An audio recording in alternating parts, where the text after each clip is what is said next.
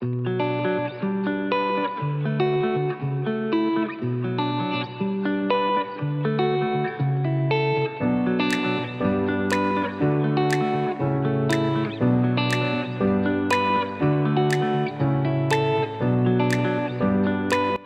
वालेकुम beautiful people, welcome to another blog.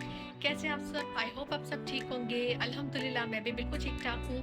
अभी मैंने ब्लॉग स्टार्ट कर दिया है, नाश्ता कर लिया है और खाने की तैयारी मैं करने लगी हूँ। और सोच रही हूँ क्या बनाऊँ, कुछ समझ नहीं आता। आजकल आपको पता है डिसाइड करना कितना मुश्किल होता है डेली कि आज क्या बनाऊँ, आज क्या बनाऊँ। तो बस मैं यही सोच में पड़ी हूँ कि आज क्या बनाऊँ। तो अभी भी सोच में पड़ी हूँ कि क्या करूँ, क्या बनाऊँ। तो जाके किचन में देखती हूँ क्या क्या पड़ा है और क्या क्या मंगवाना है। तो उसके अकॉर्डिंग फिर जो भी बनाऊंगी फिर वो आपको दिखा दूंगी। एक और बात, आज घर बिल्कुल बिखरा पड़ा है। हमने मतलब सर्दियों के सारे कपड़े निकाले हैं, जो हमें चाहिए जो नहीं चाहिए। उस दिन जो मैंने दिखाए थे वो तो थे ही, और भी मम्मा की भी काफ़ी कलेक्शन थी तो वो भी सारी निकाली। तो उन्होंने भी काफ़ी, उनमें से काफ़ी चुने क्या चाहिए क्या नहीं चाहिए।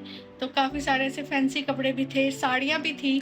और साड़ियाँ हमने निकाल कर रख ली हैं। ठीक है, कल इंशाल्लाह कल वाले व्लॉग में आपको साड़ियाँ दिखाऊंगी, इंडियन साड़ियाँ दिखाऊंगी, इंडियन बिंदी वगैरह जो जो भी इंडिया से हम लेकर आए थे। तो इंडियन जो जो चीज़ें मैं आपको इंशाल्लाह कल के व्लॉग में दिखाऊंगी।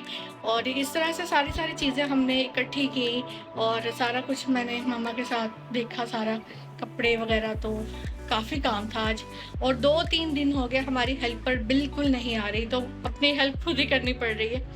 तो इस वजह से काम मुझे लग रहा है अभी ज़रा काफ़ी मुझे फ़ील हो रहा है कि मैं बहुत काम कर रही हूँ। काम ज़रा थोड़ा-सा आ गया है मेरे पे, क्योंकि मुझे और भी काम करने होते हैं। लाइक अपना व्लॉग बनाना होता है, साथ उसको एडिट भी करना है, अगर ज़रूरत है उसमें तो उसको वॉइस ओवर भी करना है, अपलोड करना है।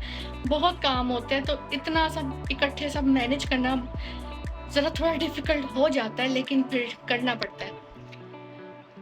मेरे ख़्याल से सामान वग़ैरह आ गया, तो अब मैं स्टार्ट करती हूँ खाना-छाना, उसके बाद फिर मैं बताती हूँ क्या करना है। तो जी यहाँ पे सामान वग़ैरह आ गया था सारा खाने का, तो मैंने सोचा सबसे पहले किचन को अच्छे से साफ़-सुथरा कर लिया जाए, क्योंकि खाना बनाते टाइम मुझे ना बहुत बुरा लगता है ऐसे किचन सारा बिखरा हुआ, सारी चीज़ें अपनी जगह पर ना हो तो मुझे बिल्कुल मज़ा नहीं आता काम करने में, खाना बनाने में मुझे अजीब लगता है। तो मैं सबसे पहले अच्छे से जो बर्तन थे थोड़े बहुत वो मैंने वॉश किए, क्योंकि आज जैसा कि मैंने बताया कि हमारी हेल्पर नहीं आई काफ़ी दिनों से, तो खुद ही करना पड़ रहा है।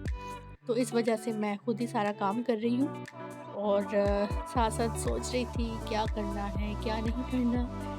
तो ये किचन साथ-साथ साफ़ कर रही थी और यहाँ पे मैं ये सोच रही थी कि कोई मेरी किसी कज़न की शादी आनी चाहिए। मैं बहुत बोर हो रही हूँ, ठीक है? और मैं चाह रही हूँ कि कोई बहुत क्लोज़ कज़न्स की शादियाँ आएँ जिनको मैं अटेंड करूँ, अच्छे से एन्जॉय करूँ। मेरी सिस्टर की जो शादी थी ना, उसमें ये था कि बहुत काम थे, बहुत ज़िम्मेदारी के काम थे।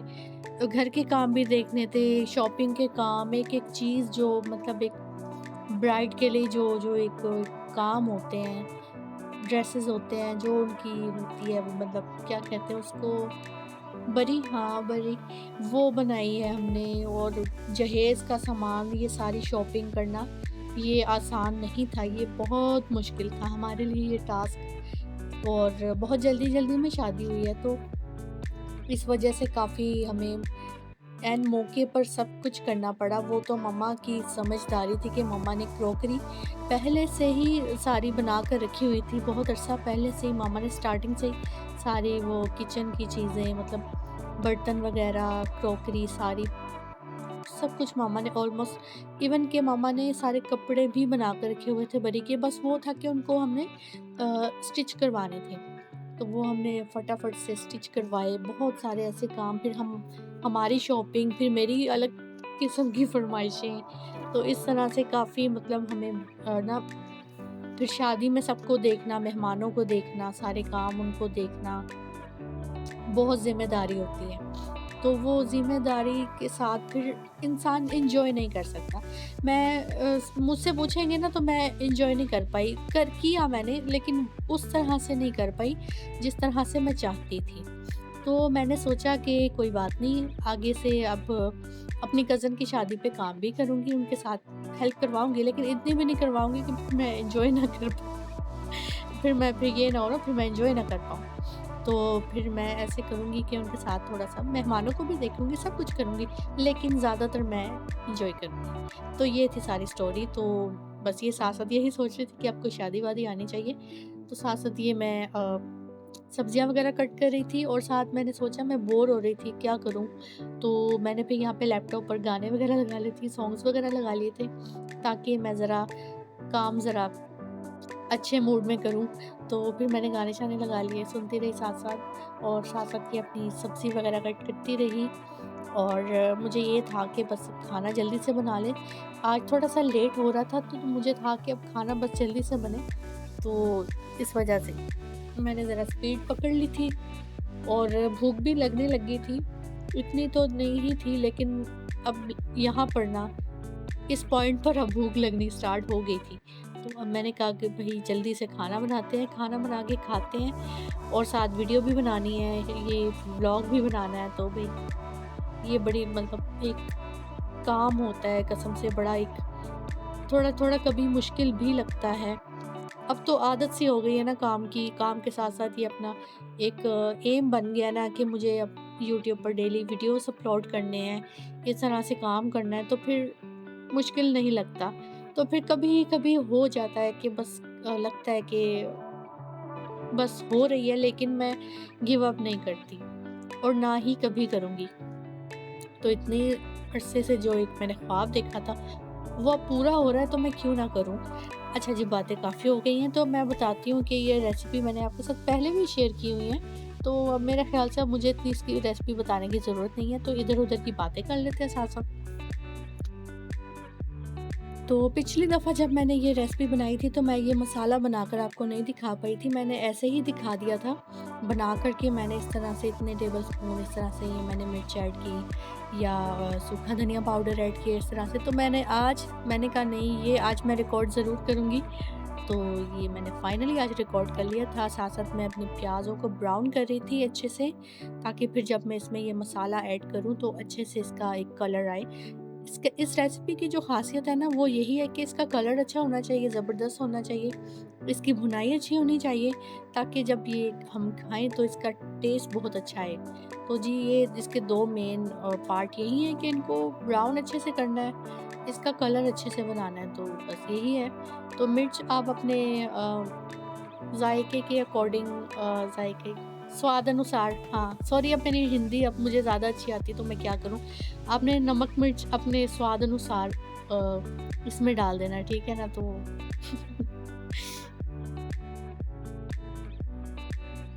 अदरक लहसुन का पेस्ट है ना, जो समझ लें कि ये इस रेसिपी की जान है। ये आपने इसको डालना, थोड़ा ज़्यादा डालना है और इसका टेस्ट इसी से ही अच्छा आएगा। और इसमें जो हम मटर ऐड करते हैं ना, उसकी तो फिर क्या ही बात हो जाती है।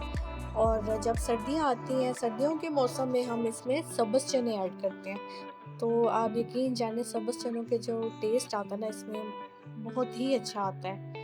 और हमने शादी में ना तहारी बनवाई थी, हमारी सिस्टर की मेहंदी थी, तो हमने यही तहारी बनवाई थी और उसमें हमने सब्ज़ चने ऐड करवाए थे, तो सर्दी का मौसम था।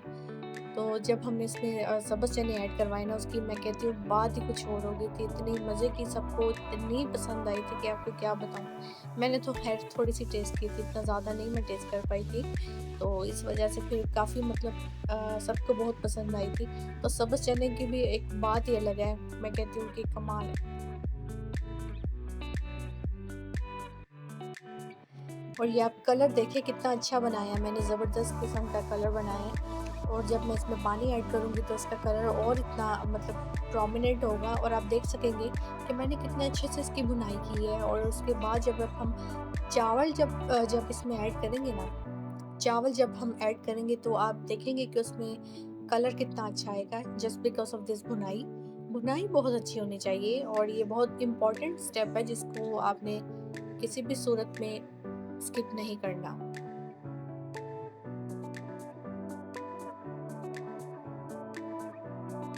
अच्छा जी, पानी ऐड करने के बाद मैं इसमें दालचीनी ऐड करूँगी, लेकिन अनफॉर्चुनेटली दालचीनी ख़त्म हो चुकी थी, तो ऐसा हुआ। फिर मैंने सोचा कोई बात नहीं, ऐसे ऐड कर देते हैं। फिर यहाँ पे चावल मैंने सोक करके रखे थे, वो मैंने चावल इसमें ऐड किए और यहाँ पे नमक वगैरह चेक किया इसमें नमक ठीक है या नहीं। तो फिर मैंने इनको फिर दम पर रख दिया था। और दम का जो टाइमिंग होती है मेरा यहाँ पे 15 मिनट मैक्सिमम, मैंने 15 मिनट दिए थे और बहुत अच्छा खड़ा-खड़ा दम लगा था। उसकी वजह ये थी कि मैंने चावल स्टार्टिंग में ही उनको सोक करके रख दिया था। जब आप चावल सोक करके रखते हैं ना 1-2 घंटा वाले, तो बड़ा अच्छा नरम सा बहुत अच्छा सा दम लगता है। तो यहाँ पे जी दम लगाने के बाद मैंने यहाँ पे धनिया पकड़ा, धनिया कट किया, ब्लेंडर में डाला और यहाँ पे साथ मिंट मैंने ऐड किया, यानी कि पुदीना। पुदीने की चटनी मैंने बनाई थी, वैसे तो हम इसके साथ ग्रीन कलर का रायता बनाते हैं। तो जी चटनी बनाने के बाद मैंने साथ इसमें थोड़े से प्याज ऐड कर दिए थे, वो मैं दिखा नहीं सकी। यहाँ पे मैं फुल ऑन थक गई। यहाँ पर हमारी तारी बिल्कुल खाने के लिए रेडी थी और सबसे पहले हमने वीडियो बनाई, वीडियो बनाकर फिर हमने कहा अटैक, ठीक है ना। तो फिर इसमें ही देखिए मैंने थोड़े थोड़े से प्याज ऐड किए थे। हरी मिर्च मैंने इसमें ऐड नहीं की थी, ठीक है, क्योंकि मुझे वो सूट नहीं करती, तो इस वजह से मैं इसमें हरी मिर्च नहीं ऐड करती। फिर खाना भी बना लिया, खा भी लिया, चाय भी पी ली और जो काम थे वो भी मैंने कर लिए हैं और काफ़ी मैं थक चुकी हूँ। तो ये रेसिपी मैंने आपके साथ पहले भी शेयर की है काफ़ी दफ़ा। आज ये रेसिपी शेयर करने की वजह ये थी कि मैंने सोचा थोड़ी-सी अपनी रूटीन दिखा देती हूँ। तो प्रॉपर तो ये एक प्रॉपर कुकिंग चैनल तो है नहीं, लेकिन फिर भी मैं थोड़ी बहुत जो भी मुझे कुकिंग आती है वो भी मैं दिखा देती हूँ। तो यही बस एक रीज़न है। देखिए मेरा चैनल तो प्रॉपर एक वो तो कुकिंग चैनल नहीं है जिसको मैं मतलब 3-4 दफ़ा एक रेसिपी दिखा दूँ तो कोई पता नहीं क्या हो जाएगा। तो मैंने सोचा मेरी जो रूटीन है, मैं जो बना रही हूँ, जो मैं कर रही हूँ, मैंने वो शेयर करनी है। तो इस वजह से फिर मैंने अपनी ये रेसिपी दोबारा से शेयर कर दी। तो ये हमारे यहाँ एक बहुत स्पेशलिटी है और ये हमारे यहाँ बहुत शौक से खाई जाती है। हमारे यहाँ बहुत शौक से खाई जाती है कि मतलब 3-4 दिन बाद भी कोई बना ले तो कोई एतराज़ नहीं करता।